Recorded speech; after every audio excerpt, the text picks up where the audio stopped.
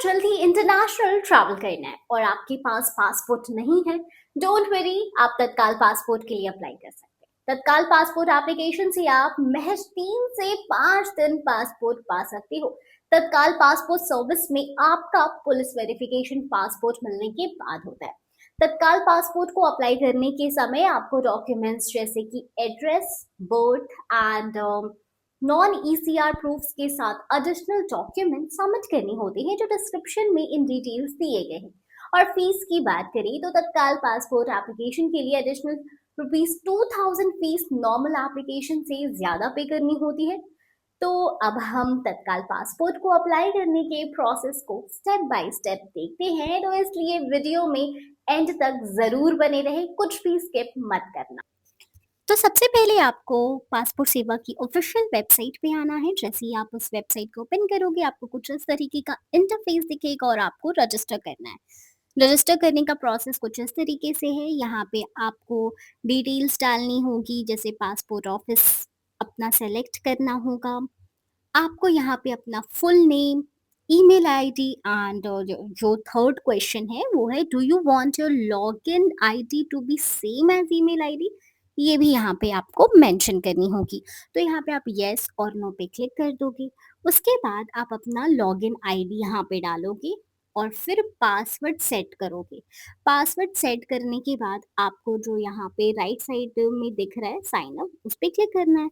जैसे ही आप उस पर क्लिक करोगे आपको आएगा कोड का ऑप्शन। अब आपकी रजिस्टर्ड मेल आईडी पे कोड गया होगा, तो वो कोड आप यहाँ पे मेंशन कर दोगे। जैसे जैसे मैं प्रोसेस बता रही हूँ बिल्कुल वैसे ही करना है। अब यहाँ पे आपको बैक टू लॉगिन पे क्लिक करना है। यहाँ पे आपको आपका लॉगिन आईडी डालना होगा, कंटिन्यू करके पासवर्ड डालना है और फिर से साइन इन करना है। इस तरीके से आपने अपना यूजर आईडी बना लिया। Now apply for fresh passport करेंगे हम। अब इस वाले पेज को स्किप फॉर नाउ करके आगे बढ़ेंगे। ये ऑलरेडी मेंशन होता है तो यहाँ पे नेक्स्ट करेंगे। अब आएगा हमारा पहला पासपोर्ट टाइप। यहाँ पे अप्लाइंग फॉर फ्रेश पासपोर्ट है तो फ्रेश पासपोर्ट पे किया हमने, लेकिन ये नॉर्मल नहीं तत्काल है तो तत्काल पे किया और 36 पेज का है। ये सारी इंफॉर्मेशन फिल करके नेक्स्ट कर दिया हमने। अब हमारा सेकंड पेज है एप्लीकेंट डिटेल्स। यहाँ पे अपना नाम, सरनेम आपको मेंशन करना होगा, gender, have you ever been known by other name, yes और नो पे करना है। Have you ever change your name, yes और नो, अपने अकॉर्डिंग क्लिक करके आगे बढ़ना है। फिर यहाँ पे आपको अपना डेट ऑफ बर्थ करेक्टली डालना होगा। फिर आपको प्लेस ऑफ बर्थ जैसे विलेज, टाउन, सिटी, ये इस तरीके की चीज़ें यहाँ मेंशन करनी है। Marital status single, mingle, divorcee, जो भी आपको यहाँ मेंशन करना है। Is your place of birth India, out of India, तो येस और नो पे क्लिक कर देना है। फिर अपना स्टेट, डिस्ट्रिक्ट, ये सारी चीज़ें मेंशन करनी है। फिर आएगा सिटीजनशिप ऑफ इंडिया, तो इसे भी बाय बर्थ हमें कर देना है। अब पैन और वोटर आईडी है तो करो, लिखो, अदरवाइज स्किप कर सकते हैं इसे। अब आपको यहाँ पे एम्प्लॉयमेंट टाइप भी बताना है अपना। तो आपका जो एम्प्लॉयमेंट टाइप होगा, जैसे प्राइवेट है तो प्राइवेट डालोगे आप, ठीक है। Is either of your parent is in government job और व्हाट, तो यहाँ पे यस और नो करके आपको आगे बढ़ना है, ठीक है। फिर यहाँ पे ईसीआर और नॉन ईसीआर कैटेगरी आता है। यहाँ पे ईसीआर नॉन ईसीआर कैटेगरी आपको सेलेक्ट करना है। ईसीआर कैटेगरी जो 10th से बिलो जिनकी एजुकेशन होती है उनकी जाती है, और नॉन ईसीआर जो 10th प्लस एजुकेशन जिनका होता है तो वो नॉन ईसीआर कैटेगरी में जाता है। तो आप अपने अकॉर्डिंग देख लेना। अब यहाँ पे नो पे क्लिक करके सेव एंड नेक्स्ट कर देना है। नाउ आपका थर्ड पेज यानी फैमिली डिटेल्स वाला पेज ओपन होगा। यहाँ पे आपको अपने फादर और लीगल गार्डियन का नाम देना है सरनेम के साथ, मदर का नाम देना है सरनेम के साथ, ठीक है। और फिर हम इसे स्क्रॉल डाउन करके सेव एंड नेक्स्ट कर देंगे और हम आ जाएंगे अपने अगले पेज यानी फोर्थ पेज एड्रेस डिटेल्स में। यहाँ पे आपको अपना बताना होगा, is your present address out of India, yes और नो। अपना house number and street name mention करना होगा। विलेज, टाउन, सिटी यहाँ मेंशन करना होगा। पिन कोड डालना होगा। स्टेट, डिस्ट्रिक्ट, पुलिस स्टेशन, ये सारे इंफॉर्मेशन को अच्छे से ध्यान से फिलअप करना है। नाउ आपको यहाँ पे अपना मोबाइल नंबर डालना है। अब देखो मोबाइल नंबर में आपको क्या करना है कि आपको बस 10 डिजिट डालना है विदाउट कंट्री कोड, ओके। और जैसे ही आप मोबाइल नंबर एंटर करोगे आपको ईमेल आईडी मेंशन करनी है और फिर वापस पूछा जाएगा इस परमानेंट एड्रेस अवेलेबल, तो यस नो पे करके सेव एंड नेक्स्ट कर देना है। अब जो हमारा पेज ओपन है वो है फिफ्थ पेज, यानी इमरजेंसी कॉन्टैक्ट। इमरजेंसी कॉन्टैक्ट में आपको जिसका डिटेल्स देना है वो मेंशन करोगे, नेम एंड एड्रेस के साथ, उनका mobile number same without country code, और सेव एंड नेक्स्ट करना है। नाउ प्रीवियस पासपोर्ट, अगर आपने कभी प्रीवियस पासपोर्ट बनवाया है तो उस अकॉर्डिंग यहाँ पे आपको डिटेल्स यस और नो में भरना है। हमारे अकॉर्डिंग हमने अपने तरीके से भर दिया, आप अपने अकॉर्डिंग अच्छे से रीड करके फिल करना एंड सेव एंड नेक्स्ट करना है। अब जो हमारा सेवेंथ पेज है वो है अदर डिटेल्स का। मोस्टली इस पेज में क्या होता है कि आपके सारे आंसर नो में ही होते हैं, इसलिए लेकिन फिर भी आप अच्छे से रीड करना और फिर करना। हमारे केस में सारे में नो है, हमने नो कर दिया। अब हम सेव एंड नेक्स्ट करेंगे। अब जो हमारा पेज ओपन हुआ है वो है पासपोर्ट प्रीव्यू। अभी जो भी हमने डिटेल्स डाला है उसको प्रीव्यू करने का ऑप्शन यहाँ पे शो कर रहा है।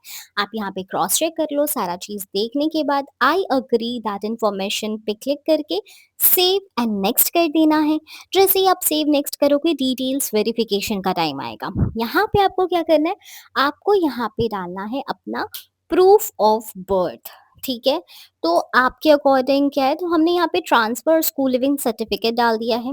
अब आता है रेसिडेंशियल एड्रेस प्रूफ, तो आप इसमें आधार कार्ड वगैरह डाल सकते हो, जैसे अभी हमने यहाँ पे आधार कार्ड को मेंशन कर दिया एड्रेस प्रूफ के लिए। ठीक है, अब ये सारी चीज़ों को पढ़ लो, आई अग्री कर लो, फिर प्लेस मेंशन करो, डेट मेंशन करो, जिस डेट में आप ये फॉर्म वगैरह फिल कर रहे हो वो डेट होना चाहिए। नाउ स्क्रॉल डाउन और फिर आपको यहाँ पे सेव करना है ये इन्फॉर्मेशन को। जैसे ही आप ये सारा डेटा सेव करोगे फिर उसके बाद आपको सबमिट का ऑप्शन आएगा और सबमिट पे क्लिक कर देना है। अब यहाँ पे आपको application form has been submitted, अब पे एंड शेड्यूल अपॉइंटमेंट की बारी आएगी।